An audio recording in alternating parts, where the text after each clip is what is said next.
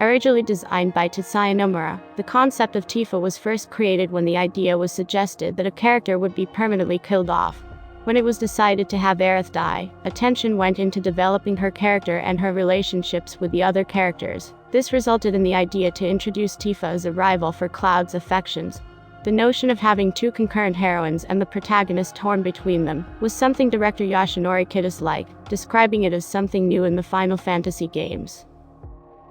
Tifa's attire was designed to give her freedom of movement, due to her affinity for weaponless fighting. Her miniskirt was noted as being quite short, to give her a considerable degree of exposure. Nomura initially could not decide between pants or a miniskirt, so he passed sketches around the office, with the majority preferring the miniskirt. It was kept as a staple for her alternate costumes in later entries. For Advent Children, Takeshi Nazu had difficulty developing a framework for Tifa's body that was balanced, yet showed off her feminine qualities. Her outfit was redesigned with an emphasis on expressing her physical qualities while being pleasing to the eye. Her hair was cropped due to the difficulty of animating her original length of hair, as well as problems that arose due to its dark color and lighting. For the remake, Tifa was designed with an Eastern style to look as opposed to Aerith's Western look. The developers wanted Tifa to have an athletic body. The ethics department at Square told the developers to tighten her chest as not to get unnatural during all the intense action. Thus, she was given black underwear and a fitted tank top. Though Tifa's body silhouette did not change from the original design, the team aimed to improve visual details, giving her an athletic body type with visually defined abdominal muscles. Her costume was designed to be realistic visually, taking real designs of clothes and accessories for reference. Her suspenders were inspired by military suspenders, while her gloves were inspired by those used for riding bikes and fighting. Nomura made the modeling team revise Tifa's model through trial and error, until it was perfect. Her hair in particular has had an ash tint, which was chosen from over 20 color options. Tifa's appearance comes in contrast to her shy personality and lack of self-confidence, a subversion of expectations given her athletic appearance, and the sporty outfit that gives her a lot of exposure.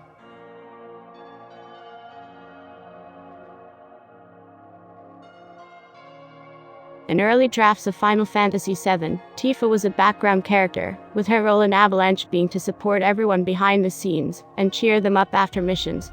She would also have had a large scar on her back caused by Cloud, and partial amnesia from the incident when she had received it. Nomura joked that the idea of killing off Aerith was his, as a way of allowing him to introduce Tifa to the game. The original depiction of Cloud and Tifa's moment under the high wind in Final Fantasy VII was more suggestive.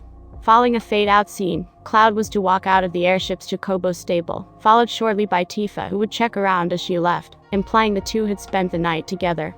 This idea was rejected by Yoshinori Kitase for being too extreme, and was replaced by the less risque conversation scene. In Advent Children, Tetsuya Nomura and Kazushige Najima focused on developing the emotional backbone her character is to the cast. They ensured to portray her as a modern woman who can function without a man. Najima described her character very much like any woman who's been left behind by a man, while Nomura described her as multidimensional, calling her like a mother, a sweetheart, and a close ally in battle, and remarkably strong, not only emotionally, but physically as well. For remake, Aerith and Tifa were written and presented as double heroines, as the team wished to avoid playing favorites. One sub-scenario that was planned as part of development, but which did not make it to the final game, was Meryl helping Tifa pick a dress for her Don Corneo infiltration mission, and how Tifa prepared for the mission before getting on Sam's Chocobo carriage. The scenario was in the game until the latter half of development, but was cut due to time constraints.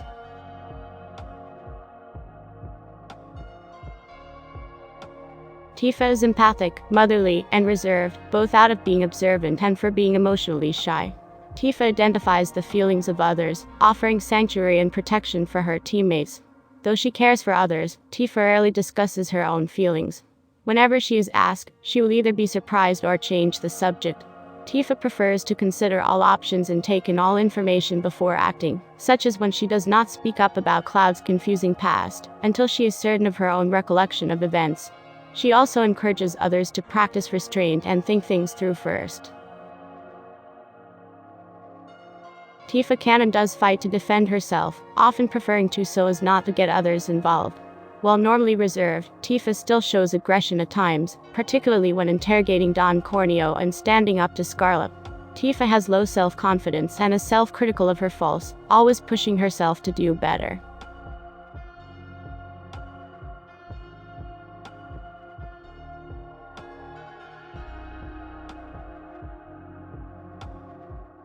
Tifa is defined by her grief and loss over her life, manifesting in her conflicted nature, low self-esteem, and reserved tendencies. As a child, she was more outgoing and extroverted, but the trauma of losing her mother at 8 years old made her withdrawn at the time and introverted later in life. As a teenager, she lost her father and hometown in the Nibelheim incident, and as an adult experienced the fall of the Sector 7 plate. As a result, Tifa feels grief and anger towards both Shinra and Sephiroth, driving her desire for revenge. This, as well as her coping mechanism for pain being to withstand it rather than run from it, leads her to join Avalanche to get back at Shinra. While she acknowledges they have to be bold to make a change, she is ill at ease about the bombings and feels trapped, expressing guilt at many of their actions. Ultimately, when alone with Cloud to talk about her feelings of loss, she is overwhelmed and simply bursts into tears, showing her fragile emotional state which she tries to conceal. The clearest example of her nature is with Cloud. Tifa depends on him as the only remnant of their hometown of Nibelheim following its destruction, and thus of her old identity. She is therefore protective of him, though this is mutual. Later, the two realize they were there for one another in times of need, but never knew it. Tifa has implied romantic feelings for Cloud, growing jealous when seeing him grow close to Aerith, though her actions could also be interpreted as platonic. Aside from Cloud, Tifa shows little romantic interest in others, ignoring the advances of Johnny, Rude, and an Avalanche member who attempted to win her over with flowers. Following the defeat of Sephiroth, Tifa attempts to put together a normal family, building a new bar and raising a family with Cloud, Barrett, Marlene, and later Denzel. She tries to keep the family unit together when Cloud falls into depression, acting as a parental figure towards the children in her care, defending them in battle, and supporting them emotionally. She appears hurt by Cloud's distantness, and in the geostigma crisis, pushes him to take action and stop brooding over his past failures.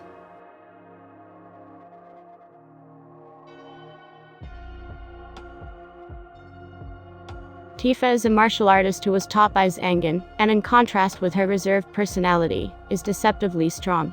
Her fighting style involves primarily punches and kicks, and she uses knuckles and claws as her weapons. Her skills put her on par with the rest of the party, including Cloud, who is an enhanced super soldier, and Barrett, a battle-hardened leader wielding a cybernetic gun arm, despite not having the same advantages. Her training with Zangan is also made apparent by her physique, others commenting on her tight muscles and physical appearance. Tifa's techniques are showcased in her limit breaks. Among the most powerful are Dolphin Blow, an uppercut punch that summons a dolphin to attack with her, and Meteor Strike, where she lifts the enemy over her head with a single arm, and leaps into the air before throwing it to the floor. However, neither technique appears outside of gameplay, suggesting her true strength is not as supernatural.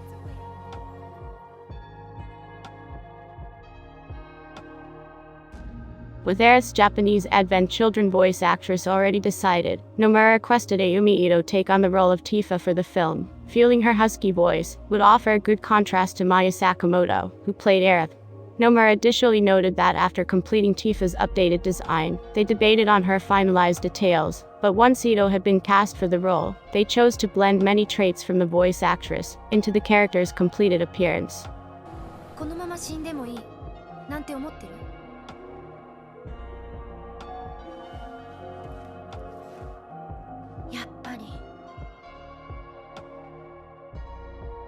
Rachel was the original starring English voice of Tifa, beginning with the joint Disney and Square series Kingdom Hearts.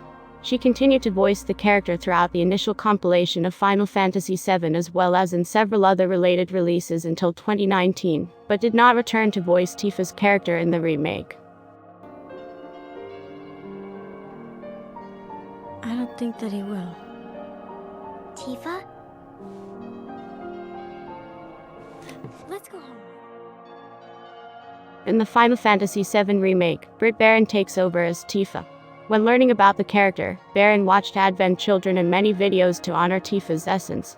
She felt her goal was to walk the line between honoring the character and also bring herself into the role, and though she had listened to the work by Rachel Lee Cook, she did not study it so as to provide her own interpretation instead of an imitation.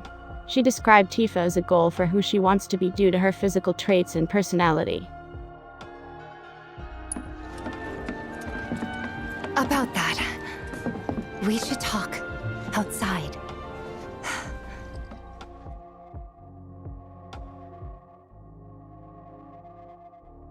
Tifa has received an extremely positive reaction from critics in the fan base, ranking among the best characters in gaming.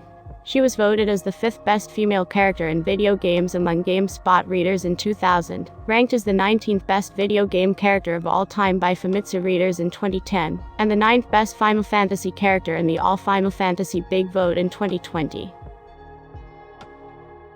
Tifa has received praise as a strong female character due to her physical strength and layered writing. Gus Turner, writing for Complex, called her one of gaming's most independent and empowered females ever, next to Lara Croft and Samus Aran. Tifa's popularity has also stemmed from her sex appeal. She was named the pinup girl of the cyber generation by the New York Times in 1998, described as an example of a strong, independent, and attractive female character. In 2009, MSN.com ranked her as the 6th in gaming's hottest babes, and described her as a loving, caring, super sexy gal, who can really kick some ass. Tifa's popularity has also caused her to be a popular cosplay choice among fans. Okay guys, that about wraps it up for today's behind the scenes video for Tifa. I hope you learned some new things about Tifa and enjoyed the video. If you did, don't forget to like, subscribe, and turn on notifications.